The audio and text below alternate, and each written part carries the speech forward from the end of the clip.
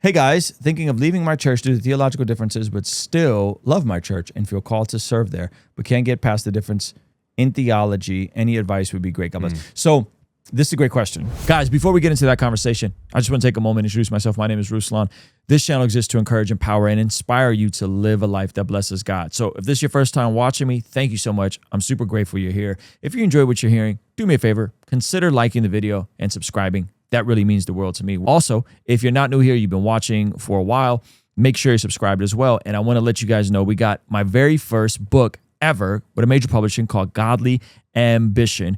This book really is taking everything I learned in the past 20 years and packaging it in a way to help you get on the fast track from where I was, which was struggling with side hustles, in debt, trying to figure out my calling, to now being on the other side of that with running this YouTube channel, being a full-time artist, and speaking all over the world. And ultimately operating for God's true calling for my life and not just what I wanted for my life. And that transformation is exactly what I outlined for you to achieve in this book, Godly Ambition, Unlocking the Full Potential of Your Time, Talent, and Treasure. It comes out September 9th, but you could pre-order it at any retailer of your choice and get the introduction chapter as well as the first 3 chapters immediately when you go to mygodlyambition.com and hit claim pre-order access. So if you're struggling to find your true God-given calling, you should absolutely pick up Godly Ambition right now. All right, let's jump into this conversation. When we're talking about theological differences, this is why I love what Gavin Ortlund does with theological triage. Okay. What I actually believe gives the Protestant worldview an edge, a more charitable edge, is that we have something that is distinguished between essentials and non-essentials, and then convictions. So could I go to a church where I disagree with people on non-essentials? Yes. I could definitely go to a church where I disagree. I've been a part of a church that's been Calvinist before.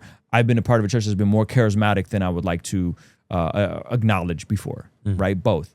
I've been a part of a church that's super seeker friendly before, but the essentials remained solid. There's a quote that I love, and it's often attributed to Augustine, but it's not Augustine. So this is often accredited to Augustine, who's a church father. It wasn't Augustine, but it's an interesting phrase. He says, in essentials, unity, and non-essentials, liberty, in all things, charity. Emphasizes the importance of focusing on core beliefs, allowing for diverse opinions on less crucial matters, and always acting with love and kindness. The maxim is often attributed to Robertus Meldenius. Rupertus.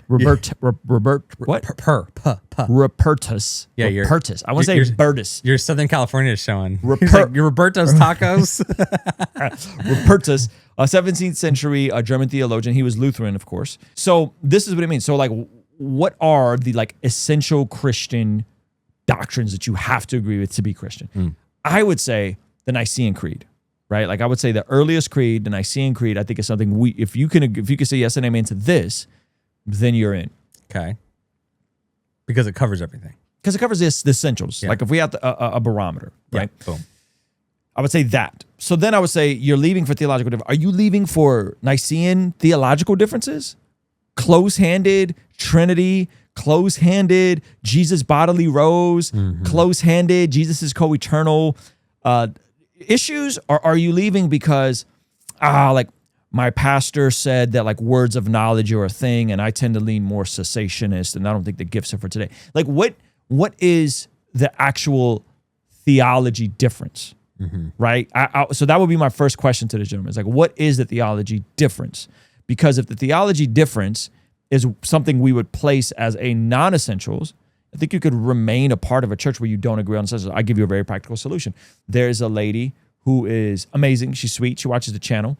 And we went out to dinner. You and a lady and a group of people. Yes. This is someone that serves with my wife. And I come to find out she's like a Calvinist. She's like a hardcore Reformed Calvinist. So she's into apologetics. So she crushes in apologetics. But she's like full on no, God chose us. And that's my soteriology, right? Guess what? That's not what Rhythm Church believes. Yeah. We don't hold to a Calvinistic soteriology. We don't go to Rhythm Church? Yeah, she's nice. Goes to Rhythm Church, plugged in, serving, a part of things. She's extremely awesome. She's helped us with the summit. She's great. Yeah. And she's like, I can go to a church. To me, that's maturity. I can go to a church where I don't agree on everything with regards to the secondary doctrines, and I can categorically replace Calvinism as a secondary doctrine. Yeah. And therefore, I could be a part of this. I could be a part of this congregation. I could serve you. I could pour myself into this church. Mm-hmm. If you agree with your church on everything, yeah, is that fellowship anymore at that point? Or is that just like straight mind control? Yeah. You know?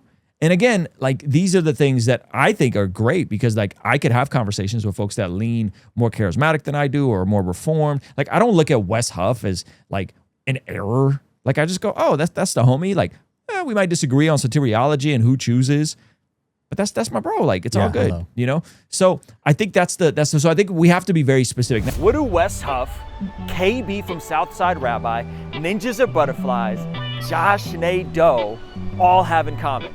They're all going to be with me live at Bless God Summit 2026 here at the Seabird Resort in Oceanside, California, while we're right on the water. Now, those of you guys that attended the first Bless God Summit, the 400 of you, we heard you loud and clear. We're keeping the prices the same. At a nicer resort, the lineup is gonna be even more incredible. We're bringing back some of the speakers and we're even renting out the Oceanside Amphitheater for the most incredible night of music and outreach. My man Dustin Tavella, who won America's Got Talent, is coming back, and an additional lineup of performers that are all gonna be performing here at the Oceanside Amphitheater, the final night of the Bless God Summit. We heard your requests. The kids' tickets, ages are going up.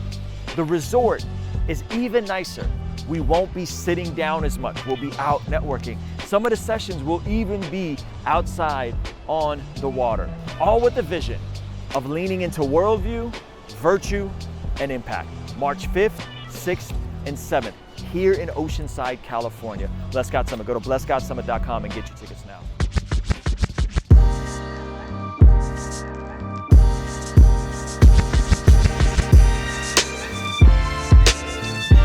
I decided to just come, not really knowing what to expect, and man, I'm so glad that I did. You don't expect it to be so intimate, and so like the group of people that was there, I think it was great. We were able to see people who are truly seeking God. We got to see a ton of people who are special, we'll call it in the industry. One of our major takeaways has just been how God blesses in you being faithful. A lot of Christians just want to chase after success instead of chasing faithfulness. I think it's just been really effective how like everybody has been teaching you how they've been able to like follow Jesus and make disciples as they're going. It's a really classy summit. I am just very impressed with the quality and the structure, and just a very classy, very nice. As much as like we can get so much from online content, there's a huge difference between being here.